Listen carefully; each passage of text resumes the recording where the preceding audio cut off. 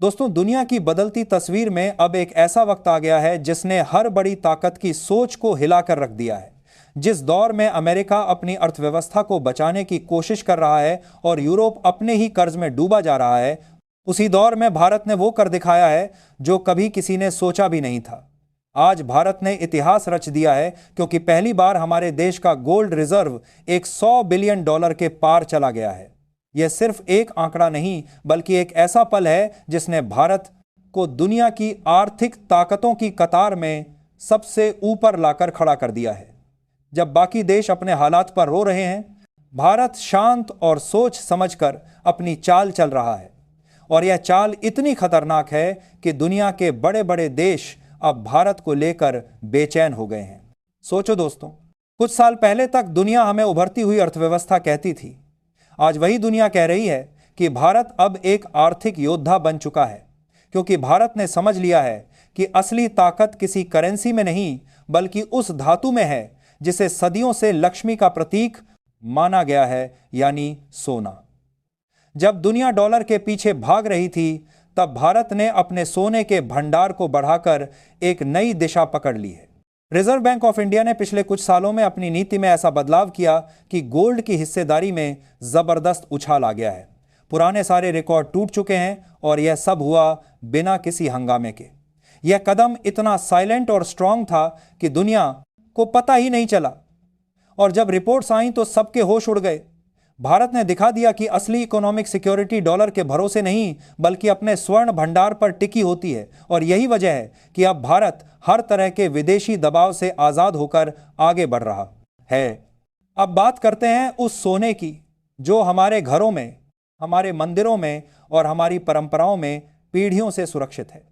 Morgan Stanley की report बताती है कि भारत के घरों और धार्मिक संस्थानों में करीब 34,600 टन सोना मौजूद है, जिसकी कीमत लगभग $38 ट्रिलियन है। यानी सोचो दोस्तों, इतनी बड़ी रकम अगर किसी एक देश के पास हो तो उसकी ताकत का लेवल क्या होगा। यही वो सोना है जो हर घर में एक संपत्ति की तरह जुड़ा है। किसी के पास दादी की पुरानी चूड़ियां हैं, किसी के पास मां का मंगलसूत्र, किसी मंदिर में सोने का मुकुट, किसी में पूरा दरवाजा स्वर्ण से बना हुआ है। और अब यह सब मिलकर भारत की असली आर्थिक शक्ति बन रहे हैं। जब अमेरिका यह कहता था कि उसके पास दुनिया का सबसे बड़ा गोल्ड रिजर्व है, करीब 80 टन, तो दुनिया तालियां बजाती थी। लेकिन अब आंकड़े साफ बता रहे हैं कि भारत के घरों और मंदिरों में उससे 4 गुना ज्यादा सोना मौजूद है। यानी भारत असल में दुनिया का सबसे अमीर देश है। फर्क बस इतना है कि हमने कभी इस खजाने को दिखाया नहीं। अब अमेरिका और यूरोप के थिंक टैंक इस बात से डरने लगे हैं, क्योंकि उन्हें समझ में आ गया है कि अगर भारत ने अपने गोल्ड रिजर्व को सही तरीके से इस्तेमाल कर लिया तो डॉलर की बादशाहत खत्म होने में ज्यादा वक्त नहीं लगेगा।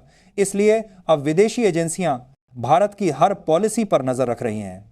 IMF यानी अंतर्राष्ट्रीय मुद्रा कोष ने खुद कहा है कि अगर भारत इसी रफ्तार से आगे बढ़ता रहा तो उसकी ग्रोथ दर 8 से ऊपर जा सकती है, और यह किसी भी देश के लिए सपने जैसा आंकड़ा है। कृष्णा श्रीनिवासन ने भी माना है कि भारत के पास वो सारे इंजन हैं जो किसी भी देश को सुपर पावर बना सकते हैं: निवेश, व्यापार, घरेलू मांग और सबसे जरूरी नीतिगत सुधार। यही वह 4 पिलर हैं जिन पर भारत का भविष्य टिका है। और अब जब भारत के पास एक $100 बिलियन का गोल्ड रिजर्व है तो कोई शक नहीं कि हमारी अर्थव्यवस्था अब किसी भी विदेशी दबाव से मुक्त होकर आगे बढ़ेगी। आज भारत का कुल विदेशी मुद्रा भंडार करीब $698 अरब के पास है, जिसमें एक $100 अरब से ज्यादा सिर्फ सोने के रूप में है। यानी अब भारत की अर्थव्यवस्था का दिल डॉलर पर नहीं बल्कि गोल्ड पर धड़कता है, और यही सबसे बड़ी जीत है। रिजर्व बैंक ने साफ कहा है कि आने वाले वक्त में गोल्ड की हिस्सेदारी और बढ़ाई जाएगी, ताकि जब वैश्विक बाजार में उतार चढ़ाव हो तो उसका असर भारत पर कम पड़े। यानी अब भारत अपने आर्थिक भविष्य को गोल्ड से सिक्योर कर रहा है। और जब किसी देश के पास इतना स्वर्ण भंडार होता है तो वह न सिर्फ सुरक्षित होता है बल्कि दुनिया की पॉलिटिक्स में उसकी आवाज भी और मजबूत हो जाती है। यही वजह है कि भारत अब आर्थिक संकटों से डरने वाला नहीं बल्कि उन्हें झेलने और जवाब देने वाला देश बन चुका है। अगर कभी भारत चाहे तो सिर्फ इन मंदिरों के सोने से वो IMF जैसे बड़े संस्थानों का पूरा कर्ज चुका सकता है। सोचो ये कितनी बड़ी बात है और यही वजह है कि विदेशी ताकतें आज सबसे ज्यादा भारत की गोल्ड पॉलिसी को लेकर परेशान हैं, क्योंकि उन्हें समझ में आ गया है अब भारत उस राह पर है जिस पर कभी अमेरिका और सोवियत यूनियन चले थे। लेकिन फर्क यह है कि भारत अपनी राह डॉलर से नहीं बल्कि सोने से बना रहा है। यही कारण है कि ब्रिक्स देशों की बैठकों में अब बार बार गोल्ड बेस्ड ट्रेडिंग सिस्टम की चर्चा हो रही है और भारत इसमें सबसे आगे दिख रहा है।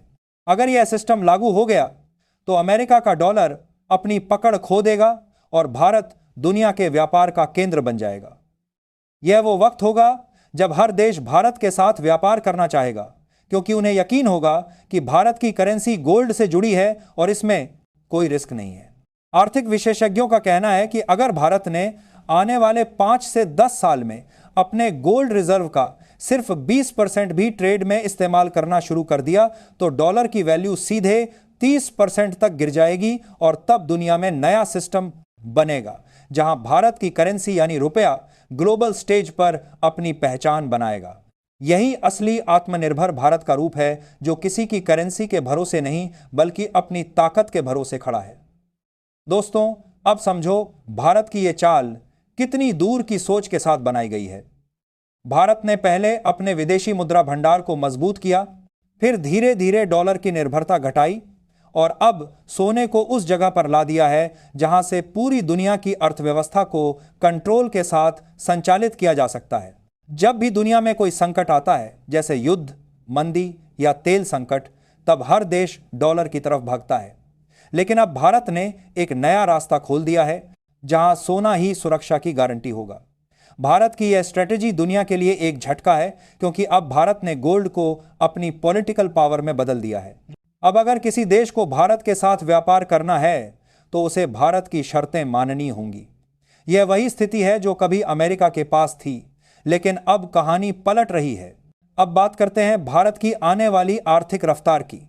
वित्त वर्ष 2027 तक भारत का जीडीपी 5 ट्रिलियन डॉलर को पार कर जाएगा और 2034 तक यह आंकड़ा 10 ट्रिलियन डॉलर तक पहुंच जाएगा। यानी सिर्फ 7 सालों में भारत की इकोनॉमी डबल जाएगी और 2043 तक 20 ट्रिलियन डॉलर का तथा 2048 तक 30 ट्रिलियन डॉलर का आंकड़ा पार हो जाएगा। इतना बड़ा बदलाव कोई मामूली बात नहीं है और यह सब इसलिए संभव हो रहा है क्योंकि भारत ने अपने गोल्ड को सही दिशा में इस्तेमाल करने की तैयारी कर ली है। अब भारत इस गोल्ड रिजर्व को सिर्फ बैंक में रखने वाला नहीं बल्कि इसका इस्तेमाल इंटरनेशनल ट्रेड में करने वाला है, जैसे तेल की खरीद में डॉलर की जगह सोने का लेन देन करना या फिर किसी देश के साथ समझौते में सोने की गारंटी देना। यह सिस्टम आने वाले वक्त में डॉलर की पकड़ को तोड़ देगा और दुनिया में नया इकोनॉमिक बैलेंस बनाएगा। दोस्तों, भारत का यह कदम इतिहास दोहरा रहा है।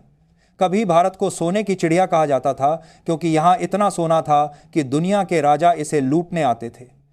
लेकिन अब वही भारत फिर से सोने की चिड़िया बन रहा है। फर्क सिर्फ इतना है कि अब कोई इसे लूटने नहीं आएगा बल्कि दुनिया भारत से सीखने आएगी। अब जरा सोचिए, जब भारत का रुपया गोल्ड के दम पर खड़ा होगा तो उसकी वैल्यू कितनी मजबूत होगी।